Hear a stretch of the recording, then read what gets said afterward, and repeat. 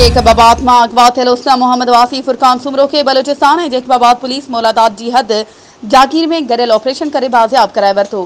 इन हवाले से वधीक तफ़सील ॾियण लाइ असां सां लाइन ते मौजूद आहे जेकबाबाद में CN न्यूज़ जो रिपोर्टर जमील गुल तहीम। जी जमील गुल, छा तफ़सील आहिनि?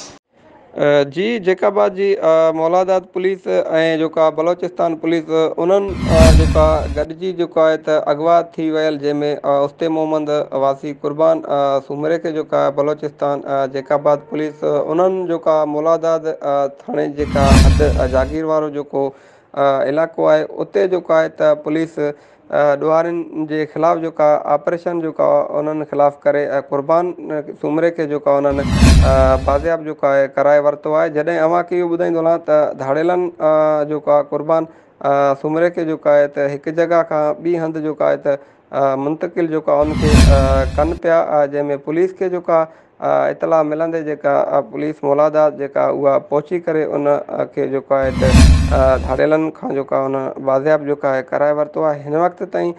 जेके ॾुहारी आहिनि उन्हनि जे लाइ गिरफ़्तारी लाइ जेका पुलिस जी ऑपरेशन जेको आहे उन्हनि ॾुहारियुनि ख़िलाफ़ु जारी आहे। जॾहिं अव्हांखे इहो ॿुधाईंदो हलां त कुर्बान जो सुमरे खे जेको आहे बाज़ियाब लाइ जागीर वारो जेको इलाइक़ो आहे उते जेको आहे ऑपरेशन दौरान जेको आहे मिठू शाह पारां जेको आहे बलोचिस्तान पुलिस जे सब इंस्पेक्टर तैयब हुसैन उमरानी समेत 6 पुलिस एहलकार जेके शहीद थी विया उन्हनि कातिलनि जी गिरफ़्तारी लाइ जेको आहे हिन वक़्त ताईं पुलिस जो जेको आहे ॾुहारियुनि ख़िलाफ़ु ऑपरेशन जारी आहे। जी महिरबानी जमील गुल तफ़सीलनि खां आगाह करण जे लाइ।